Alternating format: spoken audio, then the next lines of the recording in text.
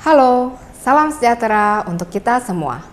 Selamat datang dalam perkuliahan analisis fisikokimia. Bersama saya, Baita Palanggatan, akan memandu perkuliahan pada pertemuan 12 tentang validasi metode analisis. Setelah menyelesaikan perkuliahan ini, mahasiswa diharapkan mampu menganalisis sediaan farmasi dalam rangka penjaminan mutu sesuai dengan persyaratan farmakope, serta memahami pengertian dan tujuan dari validasi dan juga parameter-parameter pengujiannya, dan juga cara pengambilan kesimpulannya. Validasi suatu prosedur analisis ini merupakan suatu proses yang ditetapkan melalui kajian laboratorium atau pengujian-pengujian untuk membuktikan bahwa karakteristik kinerja prosedur tersebut atau metode analisis kita itu telah memenuhi persyaratan sesuai dengan tujuan penggunaannya. Sedangkan ada lagi istilah verifikasi metode analisis. Bedanya, kalau verifikasi ini adalah suatu prosedur analisis atau prosedur yang ditetapkan melalui kajian laboratorium dan terdokumentasi, sama validasi juga harus terdokumentasi ya, untuk membuktikan bahwa suatu lab atau laboratorium pengujian ini mampu mengaplikasikan metode analisis baku yang tertera misalnya pada Kompendial Farmakope Indonesia. Cara pembuatan obat yang baik CPOB terkini mempersyaratkan metode yang digunakan untuk menilai kesesuaian mutu bahan baku dan sediaan farmasi terhadap spesifikasi yang telah ditetapkan harus dibuktikan akurasi dan reliabilitasnya. Farmakope Indonesia 6 menyebutkan ada 8 parameter. Di antaranya adalah akurasi, presisi, spesifitas, batas deteksi, batas kuantitasi, linearitas, rentang, dan ketegaran. USP ICH ini merupakan kompendia lain juga menjelaskan tentang parameter-parameter validasi untuk metode analisis yang kurang lebih sama dengan Farmakope Indonesia. Parameter yang pertama yang akan dibahas adalah akurasi. Akurasi adalah kedekatan hasil penetapan yang diperoleh dengan hasil sebenarnya atau dibandingkan dengan hasil yang kita tambahkan sebenarnya. Akurasi dihitung sebagai persentase perolehan kembali dari penetapan sejumlah analit yang ditambahkan dan diketahui jumlahnya ke dalam sampel. Akurasi dinyatakan sebagai hasil perolehan kembali atau recovery dari analit yang ditambahkan. Syarat akurasi yang baik ini antara 98 hingga 102%. Ini untuk drug product atau sediaan farmasi. Dokumen ICH merekomendasikan bahwa akurasi ini ditetapkan setidaknya menggunakan 9 kali penetapan, meliputi 3 tingkat konsentrasi yang berbeda. Misalnya, 3 tingkat konsentrasi dan masing-masing konsentrasi tersebut 3 kali replikasi. 80, 100, 120%, masing-masing 3 replikasi. Nah, yang kedua, ini adalah presisi. Presisi di sini menjelaskan tingkat kedekatan antara hasil uji individu bila prosedur tersebut diterapkan berulang kali terhadap sampling ganda atau sampel yang homogen. Jadi, ketika sampel dianalisis berkali-kali, dia tetap menghasilkan hasil yang sama atau presisi. Bagaimana cara menentukannya? Yaitu dengan cara menggunakan minimal 6 penetapan pada konsentrasi uji 100% atau 9 kali sama seperti akurasi tadi, 3 konsentrasi masing-masing 3 replikat. Pada presisi ada 3 jenis, yaitu repeatability. Ini presisi pada kondisi analisis sama pada rentang waktu yang pendek atau biasa kita sebut intra-assay precision. Kemudian yang kedua adalah intermediate precision. Ini variasi antar laboratorium pengujian, berbeda hari, berbeda analis, dan berbeda instrumentasinya. Kemudian jenis yang ketiga yaitu reproducibility.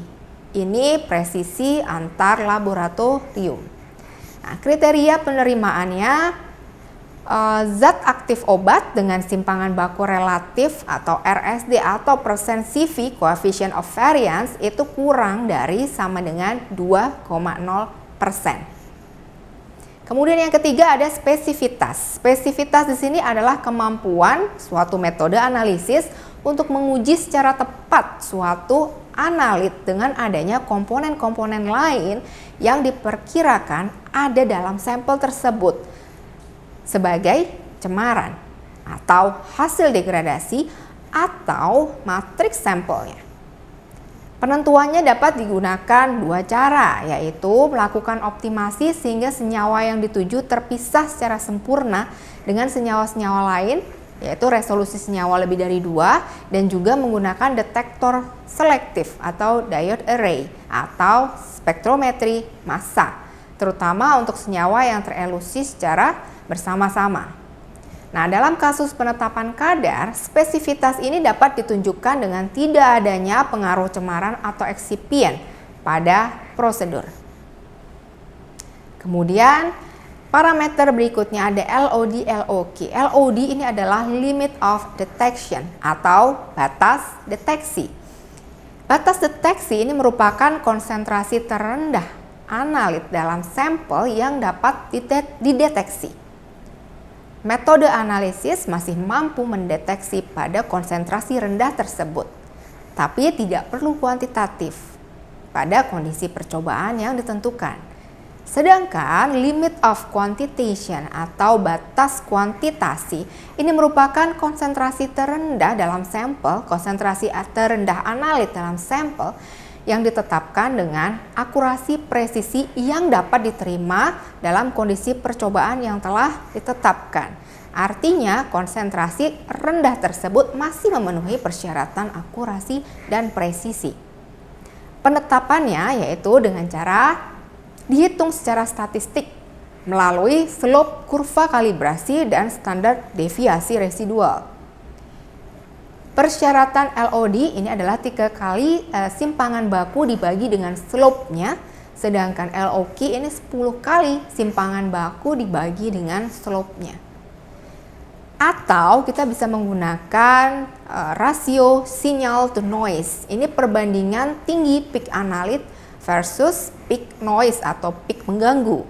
Untuk LOD atau batas deteksi, signal to noise-nya 3:1, sedangkan untuk LOK 10:1.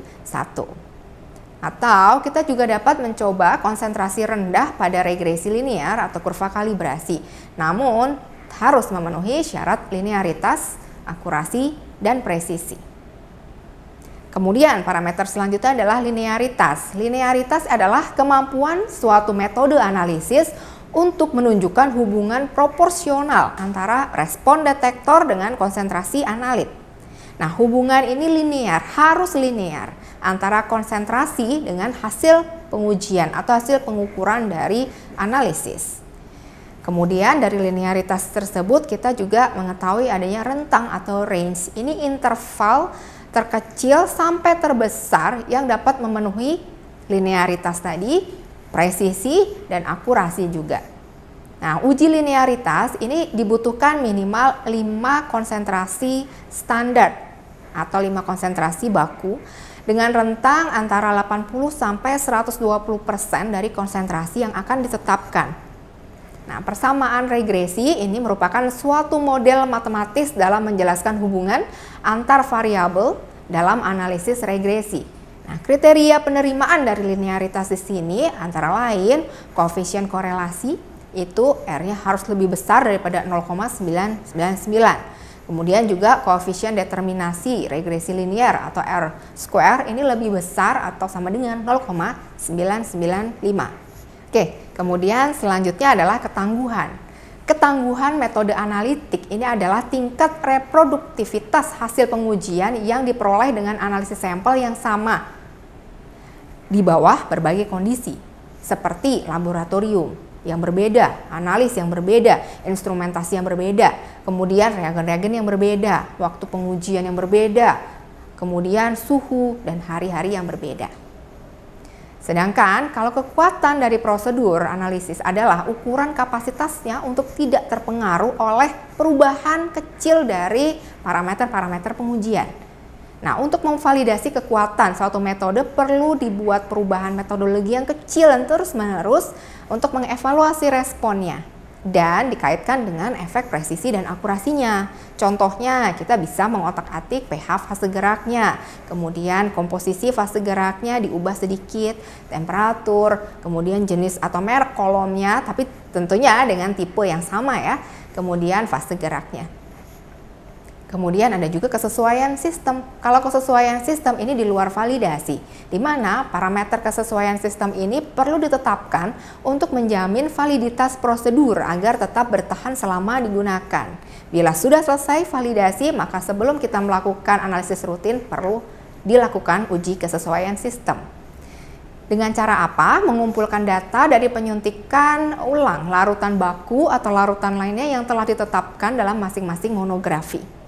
Kecuali dinyatakan lain, dalam masing-masing monografi, data dari 5 kali penyuntikan suatu analit ini digunakan untuk menghitung simpangan baku relatif (SBR) jika persyaratannya adalah 2 atau kurang, dan data dari 6 kali penyuntikan jika persyaratan dalam monografi tersebut lebih dari 2. Nah, parameter yang dievaluasi antara lain resolusi, efisiensi, selektivitas, faktor ikutan, dan juga faktor kapasitasnya. Berikut adalah referensi yang digunakan. Sekian materi mengenai validasi metode analisis. Semoga bermanfaat. Terima kasih.